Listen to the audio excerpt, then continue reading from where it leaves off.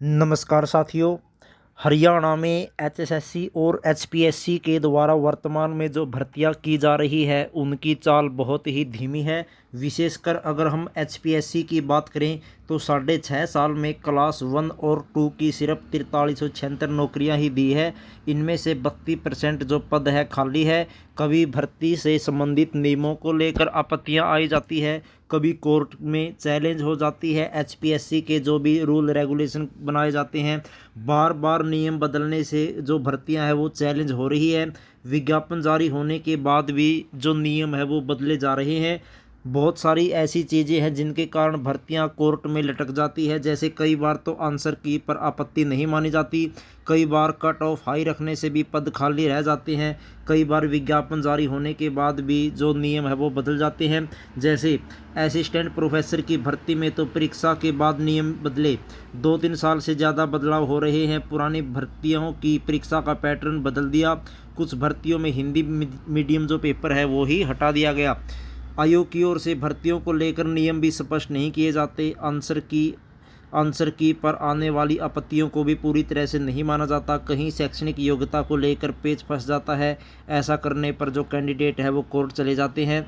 अगर हम एडीओ की बात करें तो वहाँ पर भी आप देख सकते हैं 600 पदों की भर्ती में करीब 50 युवाओं को ही चयन हो पाया।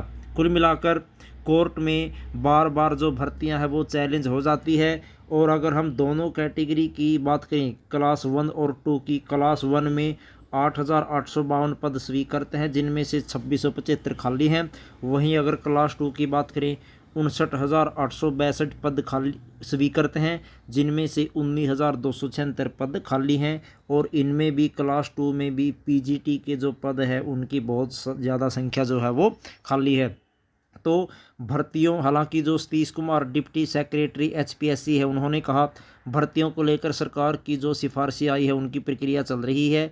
इनमें करीब 4500 पद पीजीटी के ही है। भर्ती प्रक्रिया लगातार जो है वो चल रही है। तो कुल मिलाकर बात यह है, सरकार ने 13,990 भर्तियों की सिफारिश की है। एचपीएससी ने इनमें से केवल 31% पदों पर ही भर्तियां की है।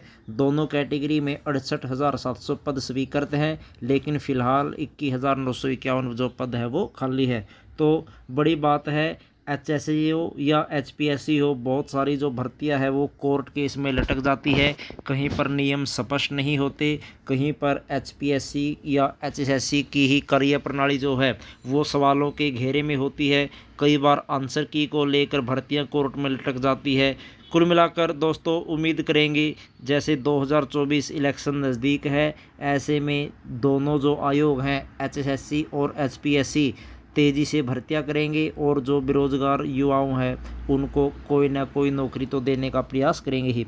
उम्मीद करते हैं आपको ये वीडियो पसंद आई होगी। मिलते हैं नई वीडियो में, तब तक जय हिंद।